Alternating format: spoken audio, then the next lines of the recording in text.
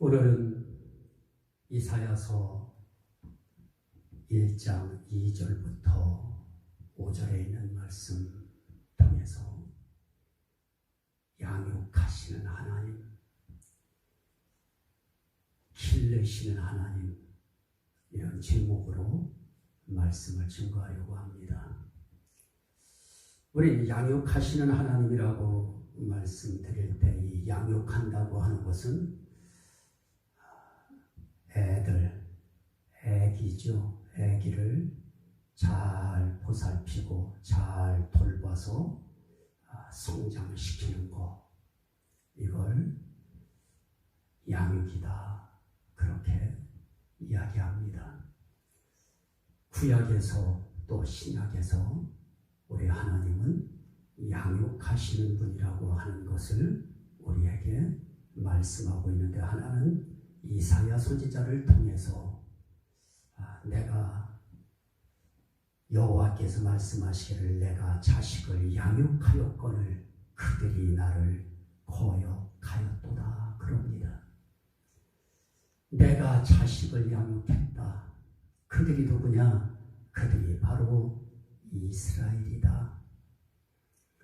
이스라엘이라고 하는 그 백성을 하나님이 선택하셔서 그들을 자녀 삼으시고 백성 삼으시고 나라 삼으시고, 그리고 그들을 우리 하나님께서 양육해 가셨습니다. 구약에서는 이사야 선지자를 통해서 난 양육자다, 양육하는 자다 하는 말씀을 하신 하나님은 예수님을 통해서도 또 그와 같은 말씀을 하십니다. 마태복음 6장의 26절 이하의 말씀에 보니까 하나님께서 공중의 새와 들의 백합화를 말씀하시면서 공중의 새 한 마리가 뭘 그가 심고 곳간에 또 모아들였다가 그가 살아가는 것이 아니고 그는 하나님의 은혜로 살아간다. 하나님의 양육하심으로 새 한 마리도 살아간다 하는 것을 말씀합니다. 말씀에 이렇게 표현되어 있습니다. 공중의 새를 보라. 심지도 않고 창고에 모아들이지도 아니하되 너희 하늘 아버지께서 기르시나니 너희는 이것들보다 귀하지 아니하냐. 새들도 기르시는 하나님, 새를 기르시는 하나님, 그 새를 귀하게 여기고 새를 기르시듯이 너희는 그 새보다 더 귀하지 아니하냐. 새보다 너희들이 더 귀하다고 하면, 그러면 너희를 내가 기르고 있다고 하는 건 지극히 당연한 것이다. 그걸 하나님은 말씀하시려고 하는 겁니다. 그러면서 들의 백합화를 보라고 말씀합니다. 또 우리 주님은 이렇게 말씀합니다. 그러므로 염려하여 이르기를 무엇을 먹을까, 무엇을 마실까, 무엇을 입을까 염려하지 말라. 그거 염려하는 것은 다 이방인들이 하는 것이다. 왜냐? 나는 너희에게 있어야 할 것이 무엇인가를 나는 알고 있느니라라고 말씀합니다. 그러면서 백합화에 대한 말씀도 하시는 겁니다. 들에 핀 백합화 한번 보라고 말씀하면서 그것이 그렇게 백합화로서 이렇게 피어지고 그래도 그것은 아무리 영광이 깊고 영광이 찬란해도 꽃의 영광이 있어도 그거는 아궁이에 던져지는 들풀에 불과하다고 말씀하면서 너희는 들의 백합화도 내가 입히는데 너희들 내가 입히지 않겠느냐. 다시 말하면 너희가 먹을 것, 너희가 입을 것, 너희가 마실 것, 그거 내가 알고 있다. 알고 있는 내가 너희를 기른다, 양육한다 하는 겁니다. 결국 양육하시는 하나님을 이야기할 때에는 하나님이 말씀하시는 것은 하나입니다. 포인트는 하나입니다. 너희들이 스스로 잘하는 것 같고 너희들이 노력해서 잘하는 것 같지만은 너희들이 잘하는 거, 너희들이 길러지는 거, 너희들이 성장하는 거, 이 모든 것은 너희 힘으로 하는 것이 아니다. 양육하시는 하나님의 힘으로 하는 것이다. 하나님이 기르시는 것이다. 너희 스스로 길러지는 줄 아느냐? 아니다. 하나님이 기르시는 것이다. 그거 말씀하시려고 하시는 겁니다.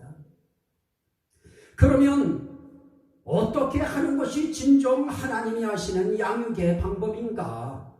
어떻게 하시는 것이 하나님의 양육의 표현인가? 성경은 이렇게 말씀합니다.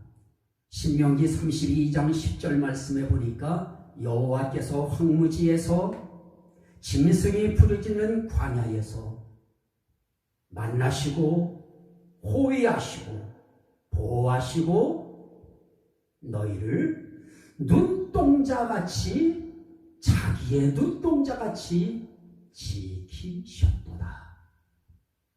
여기에 하나님이 어떻게 우리를 양육하시는가에 대한 양육의 말씀이 나타납니다.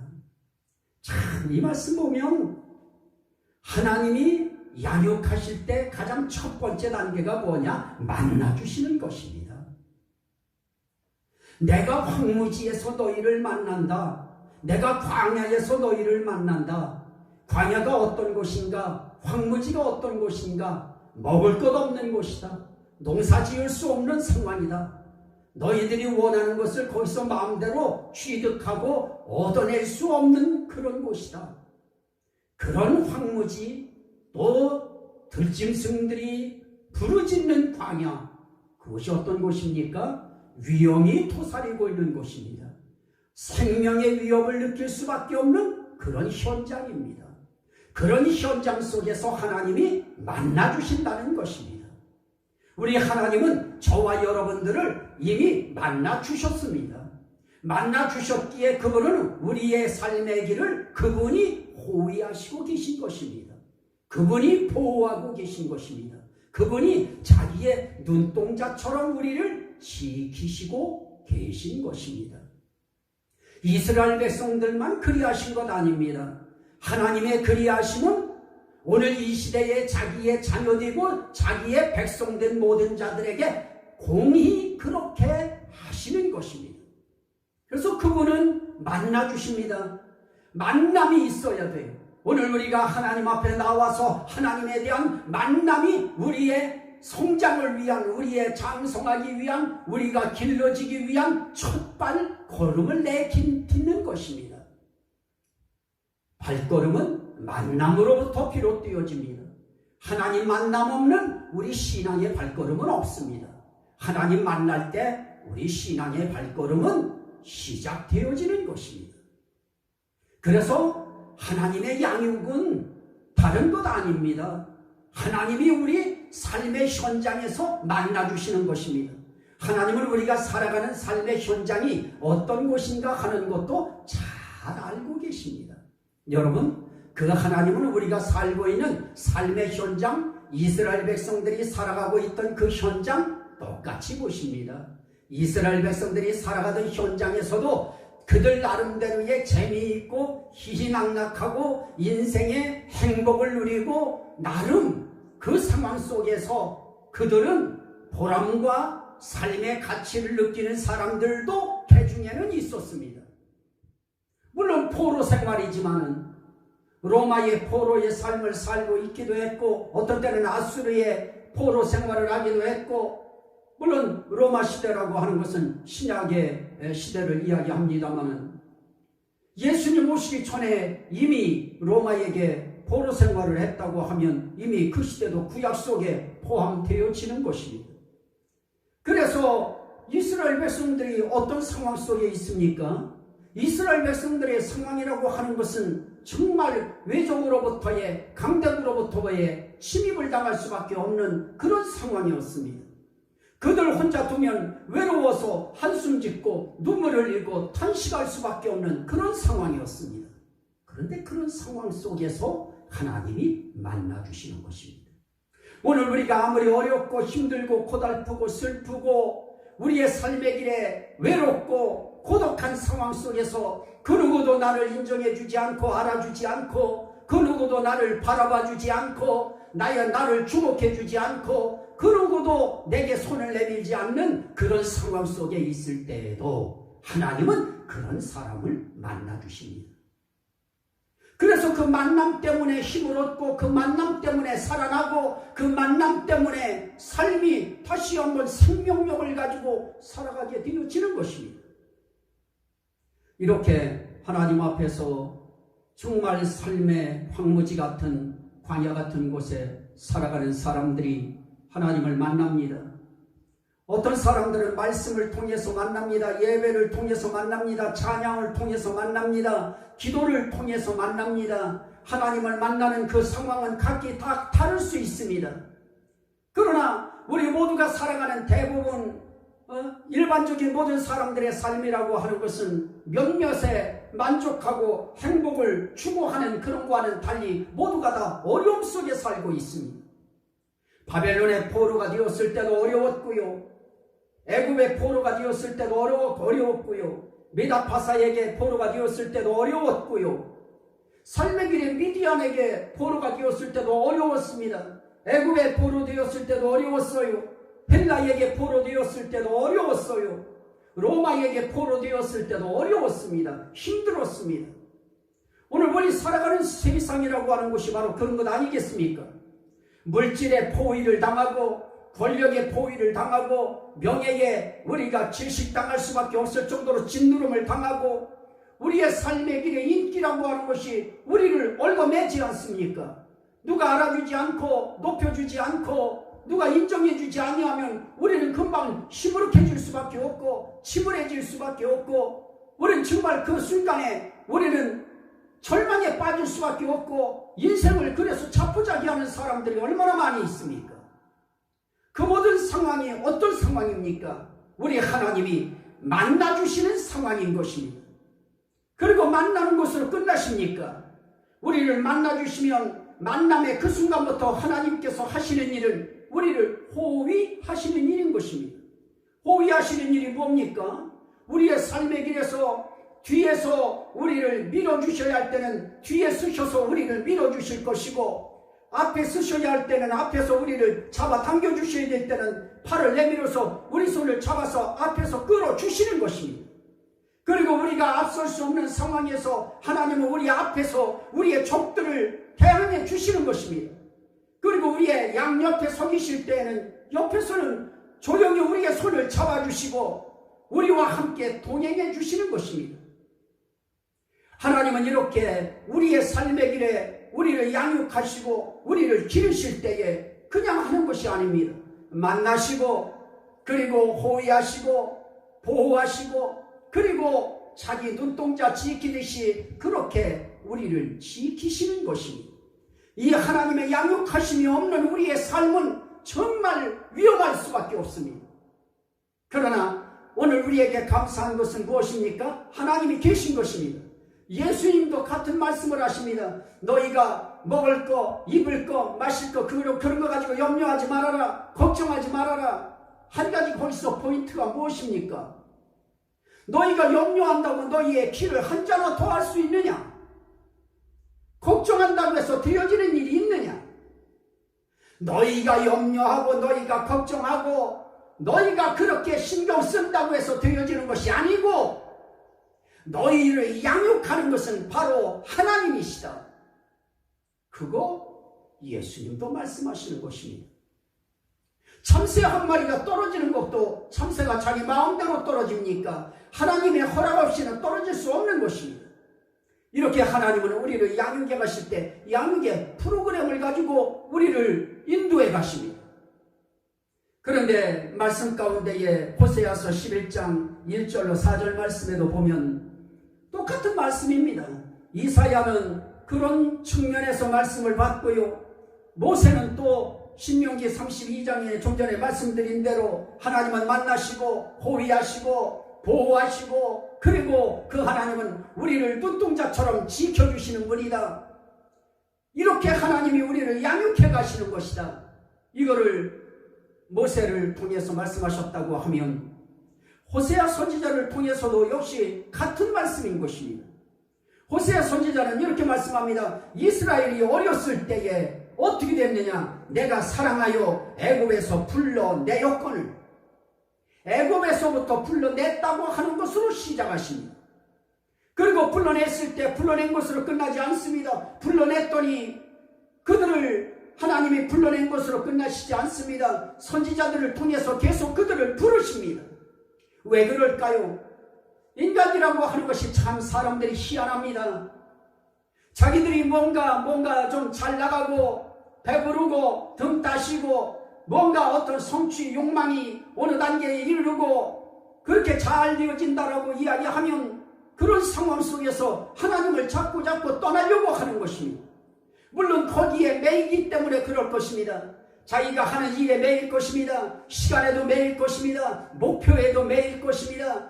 사람과의 관계 속에서 어떤 일을 성취해야 되기 때문에 사람과의 그 관계의 문제에 매일 것입니다. 그러다 보니까 하나님과 가까이 하는 것보다는 하나님을 자꾸 멀어져 갈 수밖에 없는 것입니다. 그러다 보면 또 다른 것에 그의 눈이 꽂혀버립니다. 다른 것을 주목합니다. 그러다 보면 하나님에게서 등 돌리게 되어지는 것입니다. 오늘 이것이 우리 인생길에 정말 참 안타까운 일일 수밖에 없습니다. 정말 사람 누구 하나 거기에서 나는 아니다 이야기할 사람이 없을 것입니다. 처음에는 하나님 의지합니다. 하나님 바라봅니다. 나는 하나님밖에 없다고 생각합니다. 난 예수 없이 못 산다고 생각합니다. 나는 주님과 함께 하겠다고 생각합니다. 그렇게 또 살아갑니다. 그렇게 또 살고 있습니다. 그럼에도 불구하고 우리의 10가지가 우리 주님을 바라봐야 되고 의지해야 되고 그 주님께 주목해야 된다고 하면 3개는 주목하는데 나머지 7은 다 다른 데 나가서 외출해 있는 것입니다. 다른 곳을 주목하고 있는 것입니다. 그러면 아직까지도 주님에게 전체가 다 돌아오지 못한 것일 수밖에 없습니다. 오늘 하나님은 우리를 향해서 우리 하나님이 이 하나님의 양육의 프로그램을 하나님께서 돌리실 때에 그냥 돌리시는 거 아닙니다. 이사야 선지자를 통해서 그들이 정말 내가 자식으로 그들을 양육하고 백성으로 그들을 기르고 있었는데 그들은 다 어떻게 했느냐? 나를 배신하고 나를 거역하고 다 나를 업신여기고 다 물러갔다라고 말씀합니다. 그래서 선지자들을 통해서 그들을 계속 부릅니다. 부른다고 해서 돌아오면 얼마나 좋습니까? 정말 안 돌아옵니다. 정말 힘들게 말 듣지 않습니다. 이런 상황 속에 있을 때 하나님은 그들을 또 불러요. 애굽에서. 그리고 선지자들을 통해서 불러요. 하나님은 인생길에 애굽이라고 하는 세상을 하나님은 이 죄악 세상을 애굽으로 표현하시면서 이 애굽이야말로 우리를 건져낼 수밖에 없는 세상, 죄악 세상인 것입니다. 마귀가 장악하고 있는 세상인 것입니다. 거기서 우리를 불러내셨습니다. 불러내신 다음에 우리를 광야길로 인도하십니다. 우리 살아가는 삶의 길이 다 광야의 황무지길인 것입니다. 하나님이 보시는 이 세상은 전부 다 황무지의 광야길인 것입니다. 이 광야길에서 하나님은 우리에게 해주시는 일이 다른 것 아닙니다. 우리를 거기서 또 만나주시고 삶의 길에 만나야 될 상황 속에서 이런 사람은 노란색의 만남을 해주셔야 될 때는 노란 만남을 해주시고 파란색의 만남이 필요한 사람에게는 파란색의 만남을 해주시고 또 연분홍색의 만남이 필요한 사람들에게는 연분홍의 만남을 해주시고 이렇게 핑크빛 만남을 원하는 사람들 하나님이 그게 필요한 사람들에게는 또 핑크빛 만남을 해주시는 것입니다. 각가지 상황과 여건 속에서 우리 하나님이 만나주십니다. 이렇게 우리 성도들 뿐만이 아니라 전 세계의 성도들 또 유튜브를 시청하는 모든 성도님들 그리고 사랑하는 목회자 여러분들 모두가 하나님은 우리가 처해 있는 각자의 위치에서 하나님이 만나주셨던 것입니다. 그리고 불러주셨습니다. 그리고 광야길에서 함께 해주시는데 광야길에서 결국은 하나님이 만나주시고 호위해주시고 그리고 보호하시고 그리고 그분이 하시는 일이 우리를 지키시는 일이신 것입니다. 그렇게 저와 여러분들의 인생길을 지켜오셨습니다. 그렇게 우리가 모르는 사이에 우리는 그분의 보호를 받았습니다. 우리도 모르는 사이에 우리는 그분의 그러한 삶의 그러한 호의를 우리는 받으면서 우리는 살아왔던 것입니다. 이렇게 살아오는 우리의 삶의 길에 하나님께서 말씀합니다. 너희를 내가 불렀고 선지자를 통해서 불렀고 너희를 그렇게 부르면서 그것만 한 것이 아니다. 너희의 걸음을 가르치고 내 발로 너희를 안았다라고 말씀합니다. 그렇습니다. 우리의 삶의 길에 하나님은 우리를 안아주시고 하나님은 우리의 삶의 길에 하나님께서는 우리의 삶의 길에 걸음마를 시켜주셨습니다. 하나님은 우리를 지금도 걸음을 걷게 만들어주시는 것입니다. 하나님께서 걸음마를 시키실 때 하나님은 찬송을 통해 하나하나 깨닫게 만드시고 깨닫는 것도 걸음마를 하나씩 하는 것입니다. 우리 삶의 길의 걸음은 무엇입니까? 하나님을 향해서 우리의 발걸음이 더 튼튼하게 하나님께 나아갈 수 있도록 하나님은 우리의 삶의 길에 하나님께 나아갈 수 있는 발을 튼튼하게 만들어주시는 것입니다. 신앙의 튼튼한 몸을 만들어주시는 것입니다. 오늘도 우리는 하나님께서 우리의 삶의 길을 살아갈 때 하나님께서 우리를 튼튼하게 하시기 원합니다. 하나님께 나아갈 수 있도록 우리의 발걸음을 하나님께서 만들어주시기를 원하시고 발걸음을 인도하시기를 원하시는 것입니다. 그 하나님의 발걸음은 지금도 우리를 걸음마를 시키는 것을 지금도 시키고 있습니다. 이렇게 설교를 통해서 말씀을 깨닫게 해서 한 걸음 또 내딛게 합니다. 또 기도를 통해서 하나님의 함께하심을 깨닫게 해서 또 한 걸음을 내딛게 합니다. 또 하나님 앞에서 찬송을 통해서 하나님 앞에 찬양하다가 또 깨달음이 있어서 또 한 걸음을 내딛습니다. 이렇게 하나님은 우리의 삶의 길을 걸음마를 시켜나가시는 것입니다. 그리고 그분이 우리를 안아주십니다.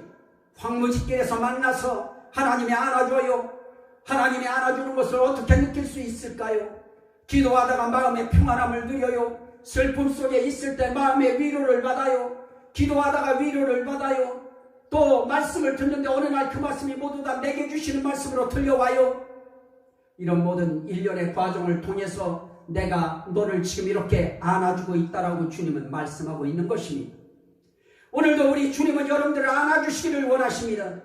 저도 안아주기 원하시고 여러분도 안아주기 원하시고 그런데 하나님은 말씀합니다. 우린 몰라서 그렇지 우리가 시간이 지나서 우리의 신앙이 하나님과 소통할 수 있는 시간이 되어지고 그런 신앙의 단계로 올라섰을 때 하나님 앞에 기도하던 어느 날 또 기도하지 않고 묵상하고 있던 어느 날 하나님은 우리에게 깨닫게 하십니다. 네가 있던 처에 있던 바로 그 황무지 광야의 바로 그때의 그 상황에서 나는 너를 안아줬다. 이미 하나님은 안아줬다라고 말씀합니다. 지금도 그 하나님은 여러분들을 안아주시고 계신 것입니다. 이 하나님의 안아주심이 느껴질 때 우리는 가슴이 뭉클해질 수밖에 없습니다. 눈물이 퍽하고 쏟아질 수밖에 없는 것입니다. 하나님이 계시기에 오늘 우리는 무한한 위로를 받습니다. 또 용기를 얻습니다. 이 하나님께서 또 그렇게 말씀합니다. 호세아 11장 4절 말씀해 보니까 내가 사람의 줄 곧 사랑의 줄로 너희를 어떻게 하느냐 이끌었고 그리고 그 목에서 멍에를 벗기는 자같이 되었으며 그럽니다. 하나님은 저와 여러분들의 인생길에 우리를 기르고 양육하실 때 어떤 방법으로 양육하실까요? 그분은 우리의 삶의 길에서 그분은 다른 거 하시는 것이 아닙니다. 우리 목에 멍에가 메워져 있는 거 그거 벗기시는 일을 해주시는 것입니다. 어느 부모가 자녀들 목에 멍에가 잔뜩 얹혀져 있어서 그 멍에 때문에 힘들어하고 한숨 짓고 탄식하고 아파하고 괴로워하고 하는 것을 어느 부모가 그거 보면서 즐거워하는 부모가 어디 있겠습니까? 부모들은 아픕니다. 자녀들이 아프면 함께 아파요. 자녀들이 고통하면 함께 고통합니다. 오늘 우리 형제 자매로 연결된 우리 모두가 다 하나님은 사랑의 줄, 사람의 줄이 곧 사랑의 줄인 것입니다. 하나님은 사람을 통해서 사랑을 전달시키시는 것입니다. 그래서 사람을 통해서 줄로 연결해서 사람의 줄, 곧 사랑의 줄로 우리를 이끄시는 것입니다. 나는 우리가 이때까지는 하나님을 우리는 잘 만났습니다. 좋으신 하나님 만났습니다. 귀하신 하나님 만났습니다. 이제 우리는 우리 믿음의 형제 자매들 잘 만났습니다.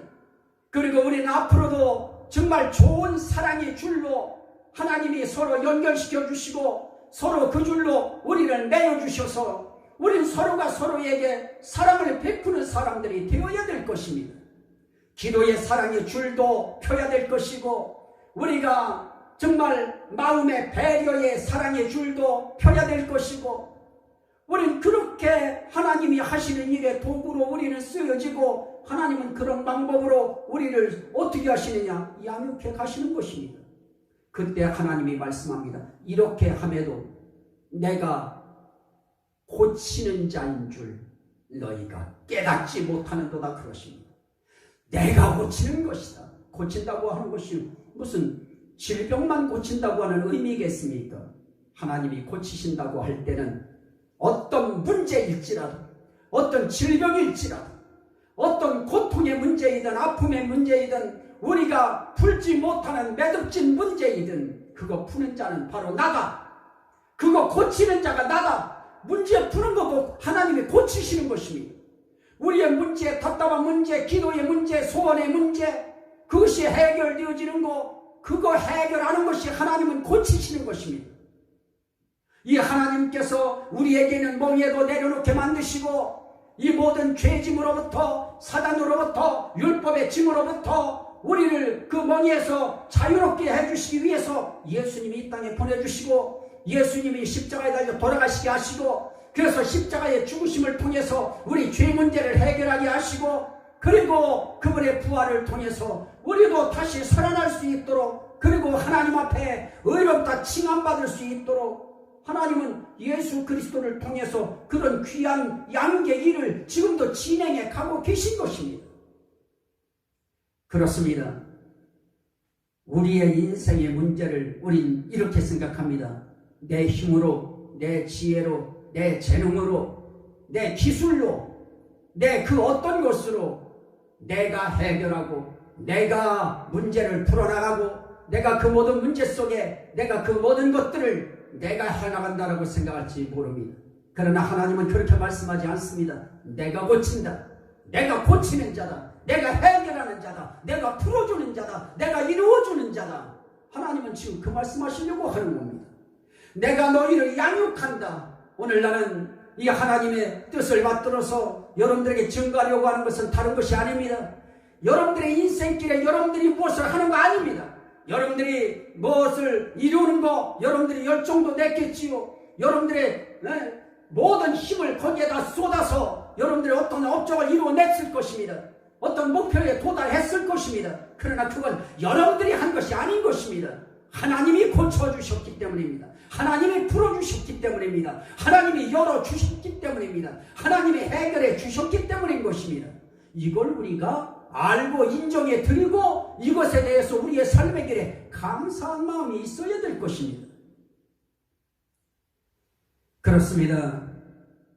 우리 하나님은 이렇게 우리를 인도해 가시고 양육해 나가실 때 그리고 네 앞에 먹을 것을 두었노라 그러십니다. 하나님은 우리의 삶의 길에 정말 우리 하나님은 좋은 것을 해주셨습니다. 인도하시고 호위하시고 보호하시고 지켜주시고 먹을 것을 주시고 멍에를 벗겨주시고 그리고 우리의 삶의 길에 그분께서 우리를 고쳐주시는 이런 일들을 그분이 하시면서 우리의 걸음마를 시켜주시고 사랑의 줄, 사람의 줄로 우리를 서로 연결시켜서 하나님의 사랑을 하나님의 이 양육의 이 긍휼하심을 은혜를 전달하시는 일을 해 가시는 것입니다. 근데 그거는 절대 변치 않는 것이 있습니다. 양육자로서의 아주 우리 양육받는 어린아이 같은 우리 자녀들의 입장에서는 이분의 이 말씀이 얼마나 우리에게 힘이 되고 얼마나 감사한 말씀인지 모릅니다. 이사야 49장 14절 이하의 말씀을 보니까 오직 시온이 이르기를 시온인 이스라엘 백성들입니다. 이스라엘 백성들이 그럽니다. 여호와께서 나를 버리시며 주께서 나를 잊으셨다 하였거니와.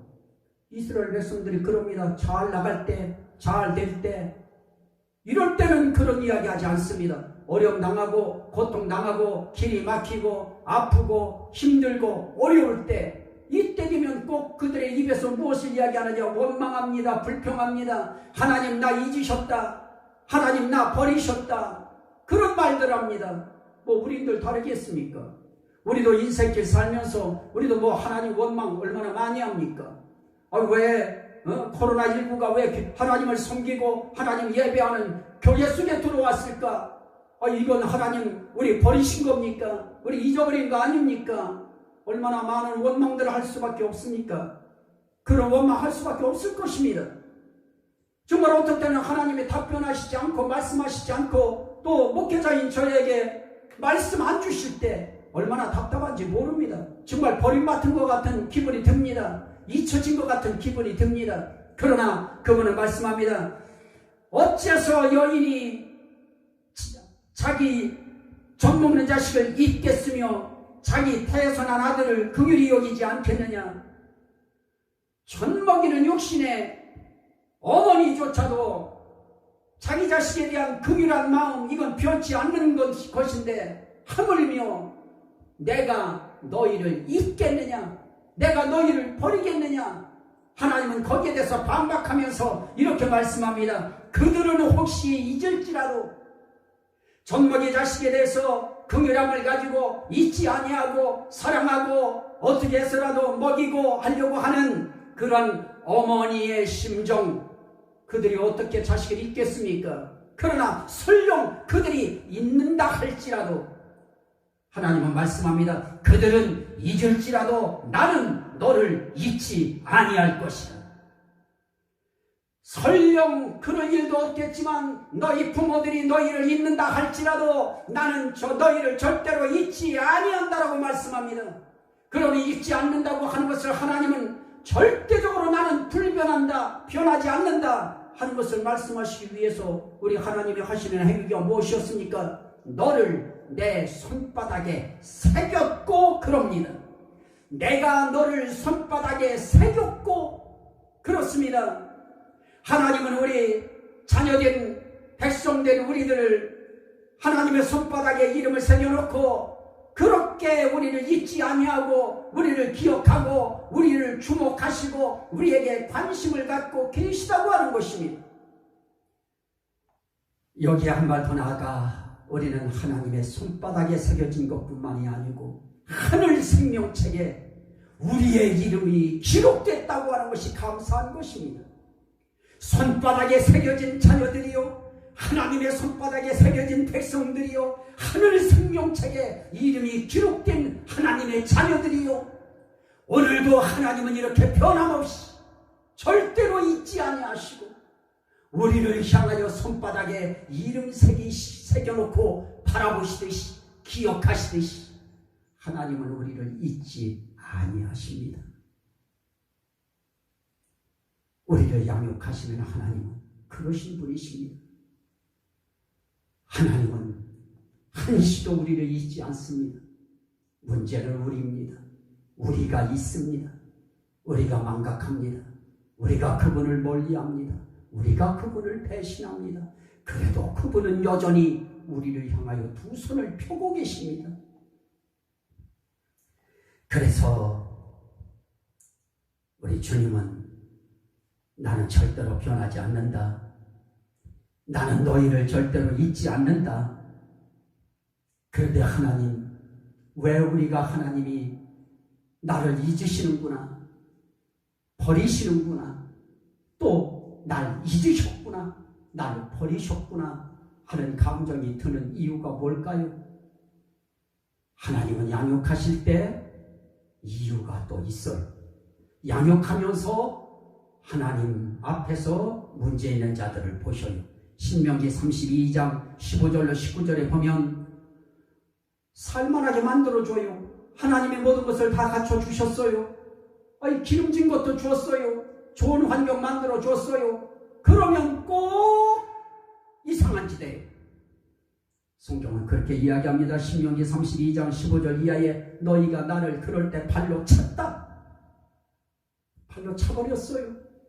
그리고 나를 버리고 나를 업신여기고 나를 상관하지 않고 나를 잊었도다. 그렇습니다. 하나님은 이럴 때 하나님이 취하시는 양육의 한 방법이 있습니다. 그걸 우리는 히브리서에 있는 말씀처럼 우리는 그걸 징계라고 이야기합니다. 히브리서 12장은 그렇게 말씀합니다. 내 아들아, 주의 징계하심을 경히 여기지 말며 그에게 꾸지람을 받을 때에 낙심하지 말라. 주께서 징계하시고 그가 받으시는 아들마다 무엇하느냐? 채찍질 하심이라 그러십니다. 그러면서 너희가 징계가 없으면 사생자요 하나님의 자녀가 아니라고 말씀합니다. 징계는 하나님의 사랑의 표현입니다. 난 이 징계 정말 무섭습니다. 아픕니다. 힘듭니다. 고통스럽습니다. 그런데 하나님은 징계할 수밖에 없는 상황 속에 도달했을 때 하나님은 양육하기 위하여 또 하나님께로 그들 마음을 돌이키게 하기 위하여 하나님이 쓰시는 한 방법이 징계입니다. 이걸 뭐라고 하느냐? 막대기 징계라고 이야기합니다. 하나님께서는 이사야 10장 5절 6절에 보니까 화 있을진저 아수르 사람이요 그는 나의 진노의 막대기요 나의 분함이라 분노라. 내가 그를 보내요 한 나라를 치게 하며 내가 그에게 명하여 나의 노한 백성을 쳐서 탈취하며 노략하게 하며 짓밟아버리게 하겠다고 말씀합니다. 애굽도 마찬가지입니다. 너희와 같이 애굽도 나의 몽둥이로 내가 사용했다라고 말씀합니다. 하나님은 이스라엘 백성들을 기르기 위해서 하나님께로 그들을 이끄시기 위해서 우리 하나님이 하시는 한 방법은 해초리 드는 방법입니다. 말을 너무 안 들을 때, 너무 멀리 나가고 있을 때, 이럴 때 하나님이 한 번씩 매라고 하는 막대기 채찍질이죠. 해초리를 드시는데 어디를 통해서 드시느냐? 강대국 하나를 옆에 나라에 만들어 두시고 그 강대국을 통해서 이스라엘 백성들을 양육하는데 해초리로 사용하셨습니다.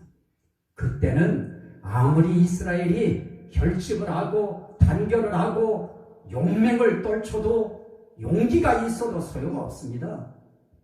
하나님이 붙여서 몽둥이로 쓰는 나라에게 전쟁하면 백전백패할 수밖에 없도록 하나님이 만드시는 것입니다.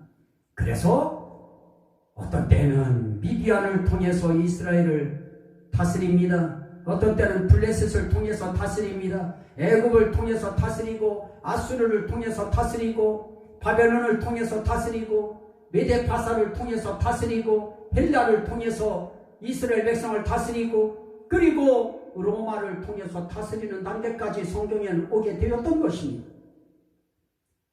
이런 상황 속에서 그들이 해야 될 일이 무엇이겠습니까?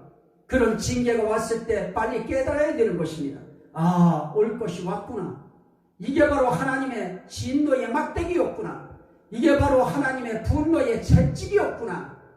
이게 바로 하나님이 사랑하는 자에게 드신다고 하는 회초리 매였구나 하는 것을 깨닫고 다시 마음을 뉘우치고 하나님께로 마음을 다시 돌리는 것입니다. 하나님은 그거 원하시는 것입니다. 그래서 디도서 3장 2장 11절로 14절 말씀에 보면 하나님은 이렇게 하나님의 백성들을 하나님의 자녀들을 양육하시고 길러가실 때 하나님의 목적이 있습니다. 모든 사람에게 구원을 주시는 하나님의 은혜가 나타나 우리를 양육하시되 경건하지 않은 것과 이 세상 정욕을 다 버리고 신중함과 의로움과 경건함으로 이 세상에 살고 복스러운 소망과 그리고 우리의 크신 하나님 구주 예수 그리스도의 영광이 나타남을 기다리게 하셨으니 그러십니다. 우리에게 구원을 주시는 우리 하나님의 은혜가 나타나 그 은혜로 하나님의 자녀들을 양육해 가시는 것입니다. 길러 가시는 것입니다. 그 기름 속에는 뭐가 필요하냐? 연단이라고 하는 것이 필요합니다. 연단해야 될 때 단련시킬 때는 강하게 해초리로도 단련시키시고, 그리고 또 하나님이 쓰시는 방법이 있습니다. 그게 뭘까요? 테스트입니다. 시험입니다. 이건 그 인생을 망치려고 하는 것이 아닙니다. 그 시험을 통해서 하나님의 의도가 뭔지 깨닫게 만드시고, 깨달은 그 마음을 가지고 그 하나님의 뜻을 따라 나갈 때, 그럴 때 하나님은 그걸 통하여 더 그에게 은혜를 베푸시는 것입니다. 하나님의 뜻은 다른 데 있지 않습니다. 예수 그리스도의 영광이 나타나는 그날까지, 그분이 오시는 그날까지 이렇게 훈련을 통해서, 연단을 통해서 하나님의 뜻이 깨달아진 사람들은 어떻게 살아야 되겠습니까? 이 세상 사는 동안에 하나님의 뜻과 맞춰 사는 것입니다. 그게 의로움입니다. 의롭게 살고 경건하게 살고 이 세상의 모든 정욕들 다 버리고 신중하게 경건함으로 하나님의 말씀대로 살아가는 것입니다. 그렇게 세상을 살게 만들어 가시면서 우리를 양육하실 때 그런 의도와 목적을 가지고 하시는 것입니다. 결국은 예수 그리스도 나타나실 때 우리 하나님 앞에 흠도 점도 없이 주님 앞에 나타나게 하시기 위하여 이 땅에서 우리 하나님은 말 잘 들을 때는 그냥 생각만 해도 이루어져요. 그냥 내가 어떤 것을 하려고 하지 않아도 하나님이 다 풀어나가셔요. 그래서 우리 하나님이 갖고 계신 마음이 무엇입니까? 예레미야 29장 11절 말씀에 보면 예레미야 선지자를 통해서 말씀합니다. 너희를 향한 나의 생각은 내가 아나니 평안이요 재앙이 아니니라. 너희에게 미래와 희망을 주시는 것이니라 그럽니다. 하나님의 생각은 절대로 우리를 해롭게 하는 것이 아닙니다. 우리를 망치게 하는 것이 아닙니다. 우리를 걱정하게 만들고 근심하게 만들고 탄식하게 만들고 고통스럽게 부르짖게 이렇게 하는 거 아닙니다. 우리의 인생길에 평안과 소망을 주는 겁니다.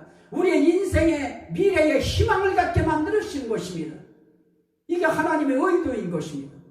그런 하나님의 마음을 깨닫고 그 하나님 앞에 돌이키게 하는 것입니다. 그러면서 예수 그리스도께서 이 땅에 영광으로 나타나실 그날을 바라보면서 이 땅에서 의롭게 살고 이 땅에서 신중하게 절제하면서 살고 이 땅에서 경건함으로 우리 하나님의 뜻을 따라 살아나가는 것입니다. 각자에게 주신 믿음의 분량대로 우린 그렇게 삶을 주님 앞에 표현하면서 또 이웃에게 그 표현을 드러내면서 하나님 앞에 살아가는 것입니다. 저는 오늘 여기서 말씀드리려고 하는 것이 있습니다. 하나님이 우리의 인생길에 시험하실 때 광야길에 넣어요. 황무지에 넣어요. 어려움 속에 넣어요. 그러면 우리는 답답해집니다. 그때부터 우리의 인생길이 막혀집니다. 그때부터는 아무 소리가 안 들립니다. 그때부터는 소망이 없어요. 길이 안 보여요. 일이 안 돼요. 하는 일마다 다 막혀버려요. 이럴 때 우리 하나님이 원하시는 것이 무엇이겠습니까? 하나님의 뜻이 뭔지를 바라보는 것입니다. 그런데 하나님은 이런 광야 속에 집어넣었을 때 우리를 낮춰요. 한없이 낮춰요. 남들이 대표기도 하나 그 잘난 식사기도 하나 그거 시키도록 안 놔둬요. 그러면서 하나님께서 우리를 저 밑에 낮춰버려 놓으셔요. 짓밟아 버리시는 거예요. 그냥 왠지 모르게 남들이 자꾸만 나를 미워하게 만들어버려요. 이렇게 우리를 낮춰놓은 상태에 있을 때 그때에 우리가 할 일은 무엇이겠습니까? 하나님은 그런 과정을 통해서 네 마음이 어떠한지 이런 상황 속에서도 네가 나를 바라보는지 네 마음이 어떤지 마음 떠보려고 하나님이 우리 인생의 모든 지위를 낮춰버리고 인생의 능력을 낮춰버리고 인생의 명예를 낮춰버리고 인생의 모든 되어지는 일들을 전부 다 낮춰놔버리시는 것입니다. 하나님 앞에서 네 마음이 어떤지 보시겠다는 겁니다. 또 하나는 뭐겠습니까? 네가 내 명령대로 사는지 안 사는지 내가 그거 지켜보겠다는 것입니다. 그리고 하나님은 또 굶주리게 만들어버려요. 줄이게 해요. 그건 뭡니까? 줄일 때 우리는 밥을 생각해요. 먹을 거 생각해요. 그런데 하나님은 주님을 통해서도 하나님이 우리를 단련하시고 양육하시는 방법은 차원이 다릅니다. 먹을 것 생각하는 그들에게 너희가 배고프면 먼저 떡을 통해서 너희가 배를 채운다고 생각하는데 그것만 너희의 배를 채우는 것이 아니라 하나님의 입으로 나오는 말씀으로 너희가 사는 것이다. 이거 가르쳐 주시려고 우리 인생의 바닥에 우리를 던지실 때도 있는 것입니다. 이거는 징계라기보다는 하나님이 우리의 마음을 떠보시기 위한 하나의 테스트입니다. 시험입니다. 이거 이기면 하나님께서 우리에게 은혜를 더 높게 베푸시는 것입니다. 그렇습니다. 오늘 우리 하나님은 우리의 삶의 길에 우리가 정말 하나님의 마음을 우리가 알았다고 하면 우리가 조금 어떻게 되어질 때, 조금 우리가 서는 것 같을 때, 우리가 조금 뭔가 잘 되는 것 같을 때, 그것도 물론 우리 힘이 아닙니다. 하나님이 해주신 것입니다. 이럴 때 우리가 조심해야 되는데요. 이제 한 말씀 보고 말씀을 마치려고 합니다. 시편 147편 10절 이하의 말씀을 보면 여호와는 말에 힘이 세다 하여 기뻐하지 아니하며 사람의 다리가 억세다 하여 기뻐하지 아니하시고 여호와는 자기를 경외하는 자들과 그의 인자하심을 바라는 자들을 기뻐하시느니라. 여기에서 말의 힘이라고 하는 것, 달리는 말의 힘, 그리고 사람의 다리의 억셈, 이게 무엇일까요? 이거를 회사에 비하면 굴지의 회사가 된 겁니다. 힘 있는 회사가 된 겁니다. 교회로 표현하면 힘 있는 교회가 된 것입니다. 그리고 억센 교회가 된 것입니다. 억센 기업이 된 것입니다. 튼튼한 기업이 된 것입니다. 잘 나가는 기업이 되고 잘 나가는 인생길이 되어지고 잘 나가는 나라가 되어진 것입니다. 잘 나가는 인생이 되어진 것입니다. 힘있는 인생이 되어졌습니다. 누가 흔들어도 넘어지지 않는 억센 그런 인생이 되어진 것입니다. 그런데 하나님 그거 안 기뻐합니다. 하나님은 거기에 기뻐하시는 초점을 맞추시지 않습니다. 우리가 어떤 심지어 은사가 아무리 강하고 억세고 은사가 힘이 있어도 아무리 사람을 넘어뜨리는 힘이 있고 아무리 굴리는 힘이 있고 아무리 그런 힘이 있어도 하나님 그거 기뻐하시지 않는 것입니다. 하나님은 어떤 상황 속에서도 어떻게 하십니까? 하나님은 자기를 경외하는 자들과 그의 인자하심을 바라는 자들을 기뻐하시는도다 그럽니다. 하나님을 어떤 상황 속에서도 아무리 힘이 세고 아무리 잘 나가고 아무리 견고하고 아무리 강력해도 그런 상황 속에서도 내가 이렇게 열정을 쏟아서 내가 이렇게 열심히 뛰어다녀서 내가 이렇게 무릎을 꿇고 10시간씩 기도해서 이런 거 이루어냈다 이러는 거 기뻐하시지 않습니다. 하나님은 말씀합니다. 나는 너희들 그렇게 하는 거 기뻐하지 않는다. 왜냐? 너희들이 하는 거 아니기 때문이다. 너희들이 강하다고 너희들이 힘 있다고 너희들이 하는 거 아니다. 너희들 자체가 능력이 있다고 너희들이 하는 거 아니다. 너희들이 어떤 재능이 강하다고 그 재능 가지고 하는 거 아니다. 내가 하는 것이다. 내가 세우는 것이다. 주님은 우리에게 그 말씀하시는 것입니다. 그래서 우리 주님께서 우리의 삶의 길에 우리 주님이 하시는 그런 귀한 말씀이 무엇입니까?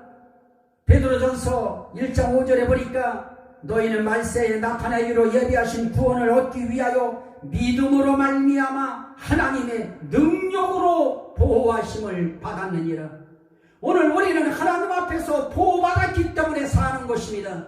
오늘 우리가 하나님 앞에 인생길에 지키심을 받고 보호하심을 받고 호의하심을 받고 만나심을 입는 길이 어디 있는가? 우리 하나님 앞에 하나님에 대한 신뢰이고 예수 그리스도에 대한 믿음인 것입니다. 이 믿음 하나 때문에 하나님의 능력으로 우리는 보호하심을 받는 것입니다. 우리가 하나님 앞에 가질 수 있는 것은 다른 것이 아닙니다. 하나님을 경외하는 믿음이 필요합니다. 하나님의 인자하심을 바라는 믿음이 필요한 것입니다.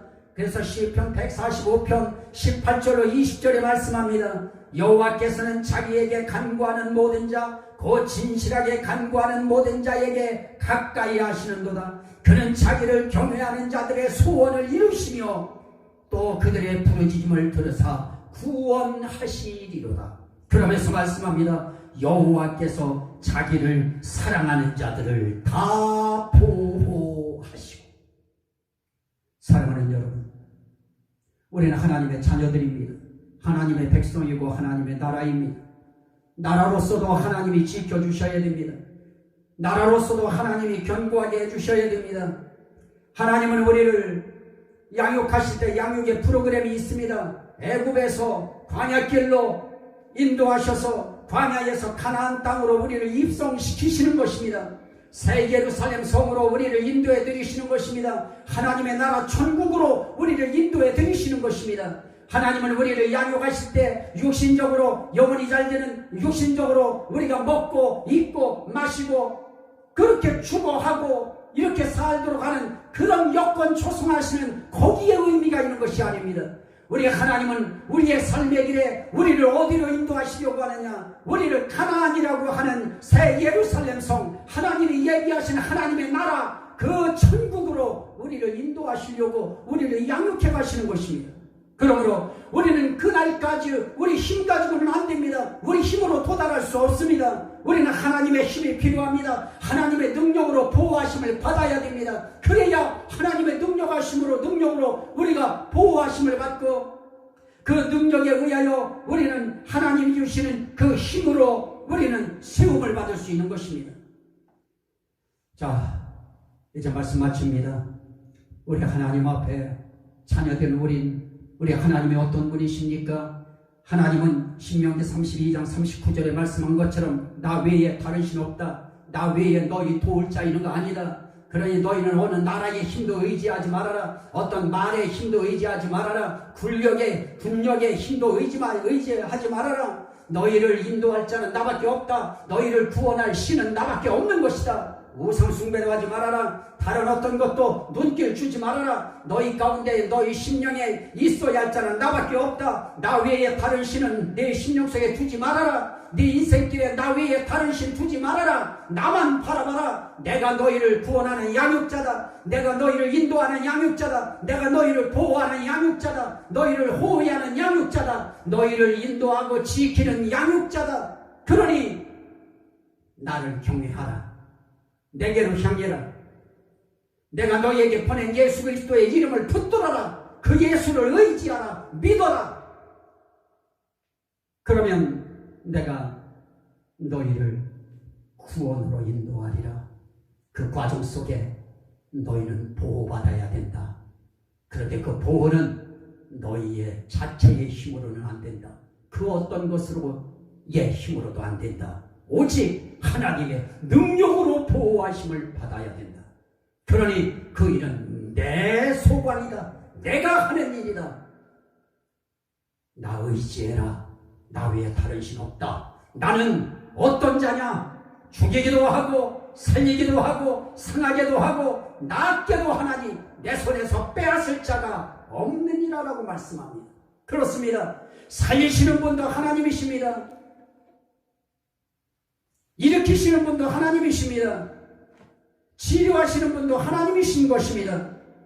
하나님이 우리의 삶의 길에 하나님께서 우리를 치료하시고 하나님이 우리를 일으키시는 것입니다. 그래서 사무엘상 2장 6절 이하의 말씀을 이렇게 말씀합니다.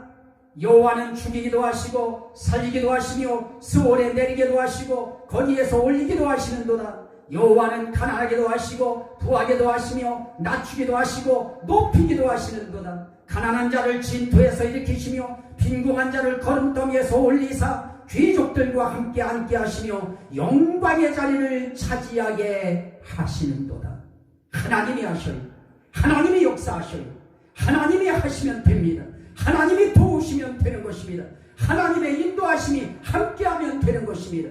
오늘 이 하나님 앞에 우리가 두 손 번쩍 드시고 주여 삼창을 하고 하나님 나의 삶의 길에 하나님만이 치유자이십니다. 하나님만이 고치실 수 있습니다. 하나님만이 함께 하실 수 있습니다. 하나님만이 나를 양육하실 수 있습니다. 하나님 내 마음이 하나님께로 향하게 하시고 우리의 온 마음이 주님을 향하게 하여 주옵소서. 이 민족의 마음이 세계의 마음이 주님께로 향하게 하여 주옵소서. 주여 삼창하고 기도합니다. 주여 주여 주여 할렐루야 할렐루야 감사합니다. 아버지 저희들의